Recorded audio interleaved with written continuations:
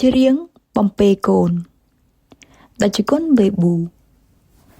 បើយើងដកចេញអ្វីមួយទោះបីជាបន្តិចបន្តួចក៏ដោយ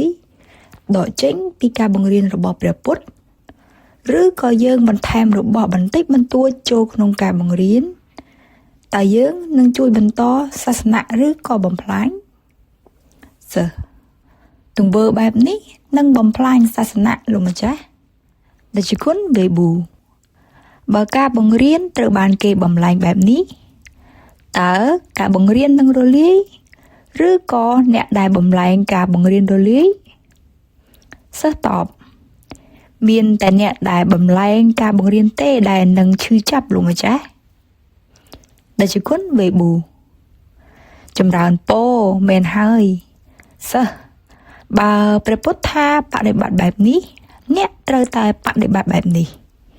ចូលកុំបំផ្លាញខ្លួនឯងឡើយយើងត្រូវតែមើលថែខ្លួនឯងយើងត្រូវតែមើលថែកូនប្រុសស្រីចៅប្រុសស្រីរបស់យើងពិតជាមិនអាចឈប់មើលថែខ្លួនឯងនិងអ្នកដទៃទេតើព្រះពុទ្ធមិនបានបង្រៀនទេថាចូលបំពេញតួនាទីរបស់អ្នកចំពោះកូននិងសាច់ញាតិតើការបំពេញតួនាទីទាំងនេះចូលក្នុងផ្នែកអ្វីនៃធម៌នេះជាផ្នែកនៃសិលឬហៅម្យ៉ាងទៀតថាធម្មចរិយាតើសិលនឹងទៅជាពេញបរិបូរណ៍ទេបើអ្នកមិនបំពេញតួនាទីសិស្សទេលោកម្ចាស់ដែលជាគុណវេប៊ូតើញោមនឹងសប្បាយរីករាយទេបើសិលមិនពេញលេញសិស្សតបមិនសប្បាយរីករាយទេលោកម្ចាស់ដែលជាគុណវេប៊ូតើញោមអាចបំពេញបំណងប្រាថ្នារបស់ញោមដែលចង់បានគោលដៅខ្ពស់បំផុតទេបើញោមមិនរីករាយជាមួយខ្លួនឯងផងសិស្សតបមិនអាចទៅរួចទេក្នុងករណីនេះលោកម្ចាស់ដែលជាគុណវេប៊ូតើតែចិត្តទៅជាស្ងប់ទើបយើងអាចបានសមាធិហើយតើតែមានសមាធិទើបយើងអាចយល់ច្បាស់ព្រះពុទ្ធបង្រៀនថាសមាហិតោយថាភូតាំងដែលមានន័យថាប្រកបដោយចិត្តមូលមើលឃើញរឿងគ្រប់យ៉ាងតាមសភាពធម្មតារបស់វា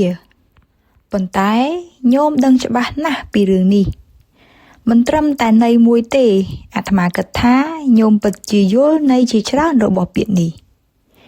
បើយើងបំពេញតួនាទីតាមរបៀបមួយដែលយើងបាននិយាយមកនេះយើងបានបំពេញសិលយើងនឹងសប្បាយរីករាយបើយើងធ្វើបែបនេះវាជារឿងងាយណាស់ដើម្បីបានសមាធិបើយើងចិត្តរីករាយ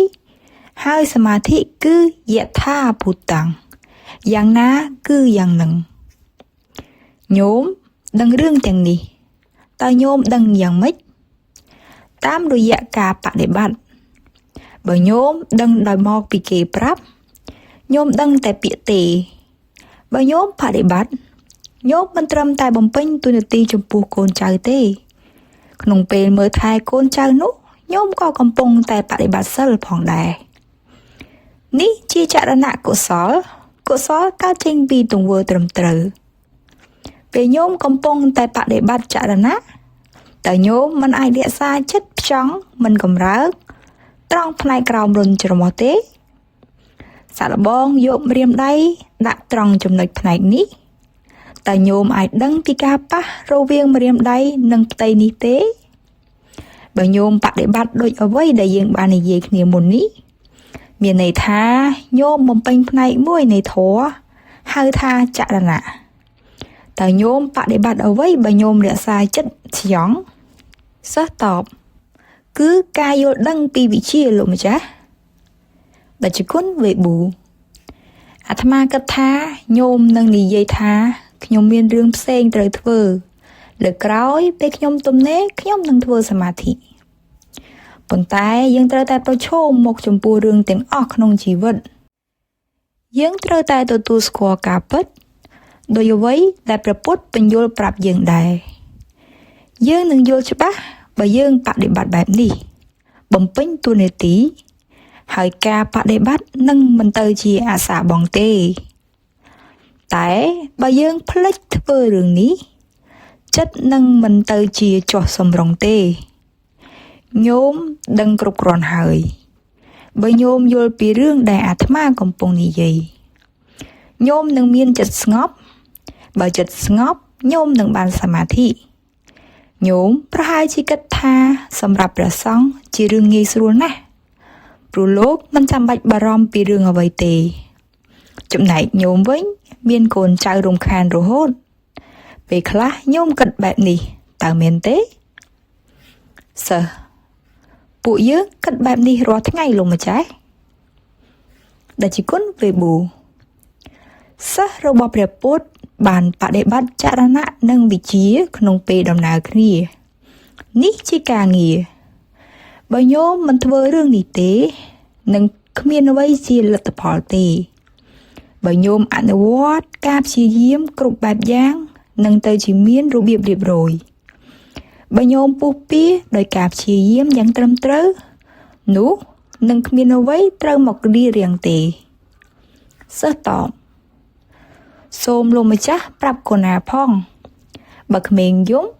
ហើយយើងច្រៀងបំពេក្មេងលួងលោមឲ្យក្មេងសើចតើការច្រៀងក្នុងករណីនេះជាទង្វើត្រឹមត្រូវដែរឬទេដែលជាគុណវេប៊ូញោមច្រៀងព្រោះញោមចង់ច្រៀងតែក្មេងយំមកពីក្មេងមានអារម្មណ៍ល្អឬមកពីក្មេងមានអារម្មណ៍អត់ស្រួលសិស្សតបមកពីមានអារម្មណ៍មិនស្រួលលោកម្ចាស់ដែលជាគុណវេប៊ូក្មេងមិនសប្បាយចិត្តមកពីញោមមិនសូវយកចិត្តទុកដាក់ចំពោះគេបើក្មេងយំវាអាស្រ័យនឹងញោមទេថាតើត្រូវធ្វើយ៉ាងម៉េចដើម្បីឲ្យក្មេងរីករាយឡើងវិញរឿងមានតែប៉ុណ្្នឹងទេតែក្មេងយំមកពីក្មេងអាក្រក់ឬមកពីក្មេងចង់យំឬថាមកពីក្មេងរីករាយឬមកពីក្មេងមានការឈឺចាប់សិស្សតបមកពីក្មេងមានការឈឺចាប់លោកម្ចាស់ដែលជាគុណវេប៊ូតើក្មេងចង់ឲ្យឪពុកម្ដាយជួយលួងលោមទេសិស្សកូនណាលោកម្ចាស់ពេលខ្លះម្ដាយពេលខ្លះឪពុកដែលជាគុណវេប៊ូហេតុនេះញោមត្រូវតែលួងកូនដោយថ្នាក់ថ្នមដើម្បីឲ្យកូនរីករាយឡើងវិញបើញោមជួយក្មេងបែបនេះតើញោមនឹងរីករាយឬមិនរីករាយសិស្សតបបើមានធាតុមេត្តាក្នុងនឹងយើងបំពេញតួនាទីបានយ៉ាងល្អលោកម្ចាស់ដែលជាគុណវេប៊ូបើញោមរីករាយការយំយេករបស់ក្មេងនឹងកាត់បន្ថយមិនត្រឹមតែប៉ុណ្ណោះទេក្មេងនឹងចាប់ផ្ដើមញញឹមនេះជាទង្វើត្រឹមត្រូវណាស់សិស្សពេលក្មេងសើចម្ដងទៀតតើឪពុកម្ដាយតាយាយនៅតែមិនសប្បាយចិត្តមែនទេសិស្សពួកយើងនឹងសប្បាយចិត្តលោកម្ចាស់ប៉ុន្តែលោកម្ចាស់នេះគឺជាវេទយតសុខដឹងវេទនាជាសុខនេះជាអកុសលដែលជាគុណវេប៊ូទេមិនមែនទេញោមបើញោមធ្វើដោយចិត្តចង់ឲ្យក្មេងរីករាយវាជាមេត្តាញោមដឹងជាងអាត្មាពីរឿងនេះគឺរឿងធ្វើឲ្យគេសប្បាយចិត្តញោមអាចប្រាប់អ្នកនៅទីនេះពីរឿងទាំងនេះអាត្មាមិនសូវដឹងទេប៉ុន្តែទោះបីជាបែបនេះក៏ដោយអាត្មានឹងនិទានរឿងមួយឲ្យញោមស្ដាប់ជាយូរយារណាស់មកហើយមានមេគោព្រៃមួយក្បាលព្រាត់ប្រាសពីកូនរបស់ខ្លួនដែលទើបតែកើតបានមួយរយៈតើញោមគិតថាមេគោរីករាយឬមិនរីករាយចំពោះការបែកបាក់នេះអាត្មាគិតថាវាជាទុក្ខខ្លាំងណាស់ចុះកូនគោវិញយ៉ាងម៉េចដែរសិស្សវាប្រកាសជាមិនរីករាយទេលោកម្ចាស់ដែលជាគុណវេប៊ូមេគោបានដើរស្វែងរកកូនវាដើររកមើលគ្រប់ទីកន្លែងកូនក៏អញ្ចឹងដែរបានដើររកម្ដាយចុងក្រោយពួកគេបានជួបគ្នាវិញហើយភ្លាមនោះអ្នកទាំងពីរពោពេញដោយមនោសញ្ចេតនាយ៉ាងជ្រាលជ្រៅពីមុនកូនគោយំខ្លាំងណាស់យំដោយសារតែមកពីឃ្លានទឹកដោះ មេកូក៏យំណាស់ដែរមកពីអារម្មណ៍គិតដល់កូនជានិច្ចតើញោមគិតថាពួកគេរីករាយទេសិស្សតបនេះជាទុកលោកម្ចាស់ទុកធ្វើឲ្យយើងយំដែលជាគុណវេប៊ូពេលពួកគេជួបគ្នាវិញពួកគេញញឹមដាក់គ្នាសិស្សតបពួកគេរងទុកពួកគេយំលោកម្ចាស់ដែលជាគុណវេប៊ូពេលគេជួបគ្នាម្ដងទៀតគេនិយាយគ្នាទៅវិញទៅមកហើយទៅមេកូឲ្យកូនបៅដោះចិត្តរបស់មេកូពោពេញដោយសេចក្តីស្រឡាញ់នេះជាមេត្តាណាសិស្សនេះជាឯកកេតាមូលត្រង់ចំណុចមួយគ្មានគំនិតផ្សេងទេក្នុងចិត្តរបស់មេកូក្រៅពីសេចក្តីស្រឡាញ់ចំពោះកូនគោនៅខណៈនោះព្រានព្រៃម្នាក់បានពួយលំពេងសំដៅមកមេកូក្នុងរឿងនិទានគេថាម៉េចតើគេថាលំពេងចាក់ទម្លុះមេកូទេសិស្សតបលំពេងមិនបានចាក់ទម្លុះមេកូទេលោកម្ចាស់ដែលជាគុណវេប៊ូលំពេងមិនបានចាក់ទម្លុះមេកូទេពិតមែនហើយតើញោមឮទេតើញោមគិតថាមេកូដឹងពីសារៈប្រយោជន៍នៃមេត្តាទេសិស្សតបមេកូមិនដឹងទេលោកម្ចាស់ដែលជាគុណវេប៊ូតើមេកូពិតជាគ្មានសមត្ថភាពចម្រើនមេត្តាមែនទេដោយសារមេកូមិនដឹងពីរឿងមេត្តាឬក៏យ៉ាងណាសិស្សតបមេកូបានចម្រើនមេត្តាលោកម្ចាស់ដែលជាគុណវេប៊ូដោយសារមេកូមានមេត្តានេះហើយទើបនាងមិនស្លាប់ដោយលំពេងព្រានព្រៃមានបំណងនឹងសម្លាប់គោដោយលំពេងរបស់គេមេកូពោពេញដោយសេចក្តីស្រឡាញ់ដ៏បរិសុទ្ធមេកូមានអារម្មណ៍ថាវាហាក់បីដូចជាស្លឹកត្នោតតូចមួយមកចាក់លើរាងកាយបើអ្នកពួយស្លឹកត្នោតតូចមួយតម្រង់ទៅគោតើវានឹងមុតចូលជ្រៅក្នុងសាច់ទេតើនឹងមានអ្វីកើតឡើងសិស្សស្លឹកត្នោតនឹងឡងត្រឡប់មកវិញលោកម្ចាស់ដែលជាគុណវេប៊ូមែនហើយឃើញទេគេថាលំពេងឡងមកវិញដូចជាស្លឹកត្នោតដែរចំពោះញោមវិញញោមដឹងច្រើនណាស់ពីសារៈប្រយោជន៍នៃចិត្តដែលពោពេញទៅដោយមេត្តាញោមក៏អាចទេសនាប្រាប់គេដែរសិស្សតបយើងមិនអាចទេលោកម្ចាស់ដែលជាគុណវេប៊ូញោមពិតជាអាចហេតុអ្វីអរិយបុគ្គលជាច្រើនដែលជាអ្នកពូកែក្នុងការចម្រើនមេត្តានិងសេចក្តីអាណិតអាសូរបានពន្យល់ញោមពីសម្រាប់សំខាន់នៃមេត្តាទាំងពិស្ដារទាំងសង្ខេបខ្លីអ្នកទាំងអស់គ្នាសុទ្ធតែប្រឡងជាប់វិញ្ញាសាទាំងនេះហើយប៉ុន្តែតោះមិនចាំបាច់និយាយអ្វីពីលំពេងនឹងរឿងបែបនេះទេតោះមកនិយាយអំពីមូសដ៏តូចមួយវិញឧបមាថាមូសខាំញោមដែលមជុលដ៏តូចមួយរបស់វាតើវានឹងទម្លុះស្បែករបស់ញោមទេសិស្សបើនិយាយពីខ្ញុំវាច្បាស់ជាទម្លុះស្បែករបស់ខ្ញុំហើយលោកម្ចាស់ដែលជាគុណវេប៊ូអាត្មាជឿជាក់ថាញោមប្រកាសជានឹងផ្សាយមេត្តាទៅមកហើយមើលទៅសិស្សផ្សាយមេត្តាជាអ្វីដែលខ្ញុំផ្សាយតាមមាត់ទេលោកម្ចាស់ដែលជាគុណវេប៊ូអញ្ចឹងតើមានអ្វីកើតឡើងនៅពេលមកខំសិស្សខ្ញុំក៏ណាមិនចង់និយាយអំពីរឿងនេះទេខ្ញុំរៀនខ្មាស់គេបន្តិចខ្ញុំមិនចង់ឆ្លើយនឹងសំណួរនេះជាសាធារណៈទេលោកម្ចាស់ជាធម្មតាខ្ញុំទះមូសហើយបោះវាចេញភ្លាមតែជាគុណវេប៊ូប៉ុន្តែញោមកំពុងតែបដិបត្តិកាន់ធម៌អទោសៈមិនអញ្ចឹងសិស្សតប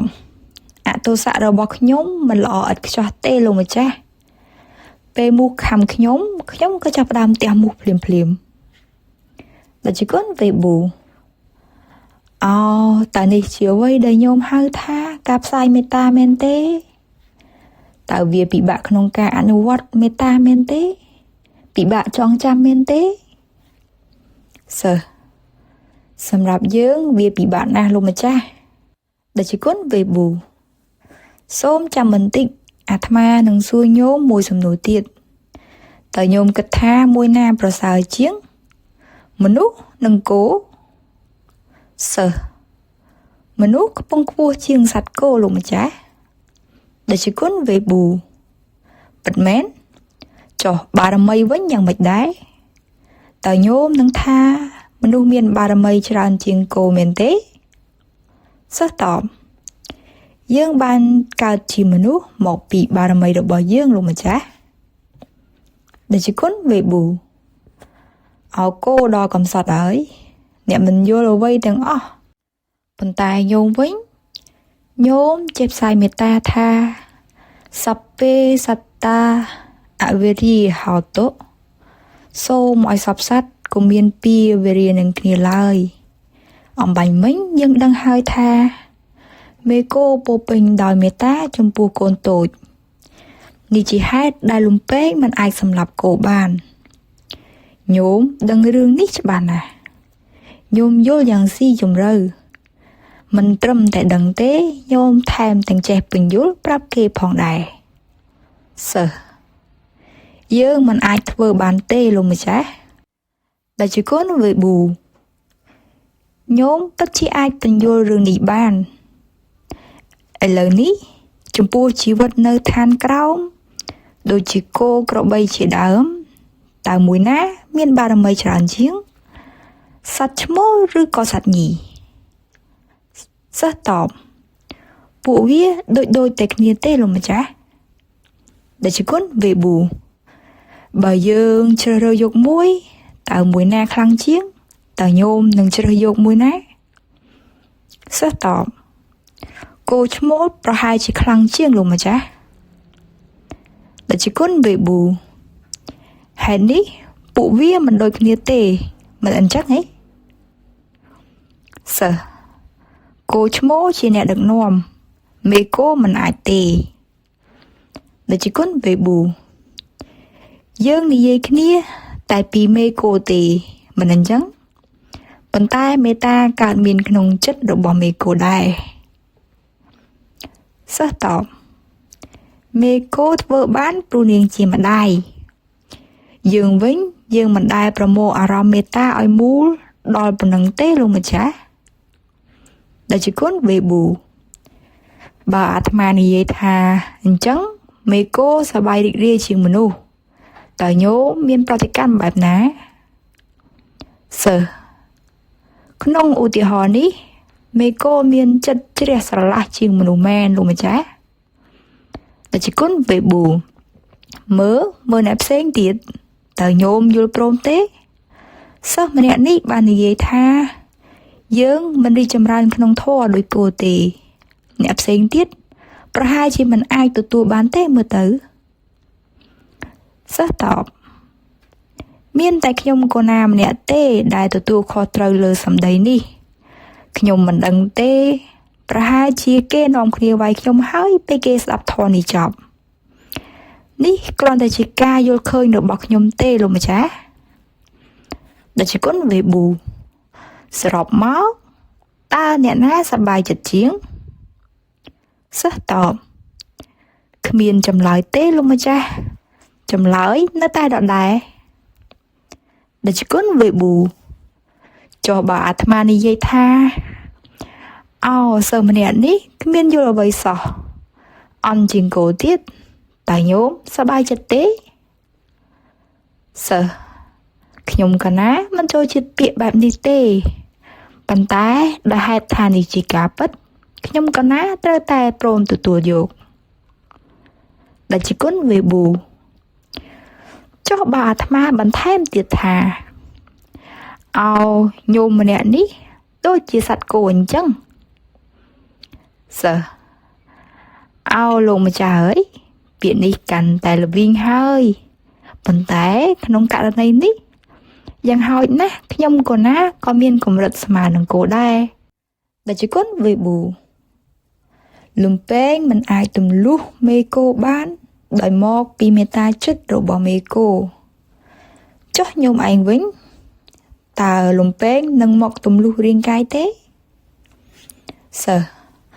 ប្រហែលជាអញ្ចឹងហើយលោកម្ចាស់ដែលជាគុណវេប៊ូអញ្ចឹងតើយើងគួរនិយាយគ្នាថាញោមស្មើនឹងគោដែរឬទេវាជាការពិតអ្នកទាំងអស់គ្នាសុទ្ធតែមានបារមីច្រើនតែអ្នកខ្លះខ្វះអ្វីអ្នកត្រូវការវិរិយៈគឺការព្យាយាមតើញោមឮទេតើអ្វីជាការព្យាយាមព្យាយាមមានន័យថានិយាយប្រាប់ខ្លួនឯងថាណែខ្ញុំនឹងធ្វើការខ្ញុំនឹងខំធ្វើការដោយអាកប្បកិរិយាបែបនេះការងារនឹងមិនលំបាកទេមែនហើយអ្វីដែលអ្នកត្រូវការគឺការព្យាយាមនិងការតាំងចិត្តញោមក៏ដឹងពីរឿងនេះដែរតែញោមឃើញថាវាពិបាកណាស់បើញោមតាំងចិត្តថាខ្ញុំនឹងតម្កល់ការព្យាយាមឲ្យស្មើនឹងការព្យាយាមដែលសិស្សរបស់ព្រះពុទ្ធបានធ្វើពីអតីតកាលសូម្បីតែសត្វគោក៏អាចធ្វើបានដែរការបង្រៀនរបស់ព្រះពុទ្ធមាននៅទីនេះប៉ុន្តែមេកូមិនដឹងទេមេកូមិនដឹងថាអ្វីជាពុទ្ធសាសនាទេប្រាប់អាត្មាមើលតើមេកូមានកំណើតក្នុងសុគតិភពទេសិស្សតបទេលោកម្ចាស់ដែលជាគុណវេប៊ូចិត្តរបស់មេកូមូលដោយមេត្តាបើយើងបដិបត្តិតាមរបៀបដូចគ្នាតើយើងនឹងទៅជាស្ងប់ជាងមេកូតើមែនទេបើយើងបានទៅដល់ភាពស្ងប់ស្ងាត់ក្នុងកម្រិតមួយហើយអាចរក្សាវាបានក្នុងពេលជាមួយគ្នានោះតើយើងមិនអាចបដិបត្តិទង្វើល្អចរណៈមែនទេពេលទង្វើទៅជាល្អបរិសុទ្ធយើងអាចបន្តទៅមុខទៀតបានទៅមុខទៀតគឺការផ្ចង់សតិលើវេទនានៃការប៉ះរបស់ដង្ហើមនៅត្រង់ចំណុចនៃរុញច្រមុះតើយើងមិនអាចទទួលបានវិជ្ជាដោយការបដិបត្តិបែបនេះមែនទេតើយើងមិនអាចបន្តដំណើរទៅបំពេញបំណងប្រាថ្នាសម្រាប់ពោធិគឺការត្រាស់ដឹងតើមែនទេ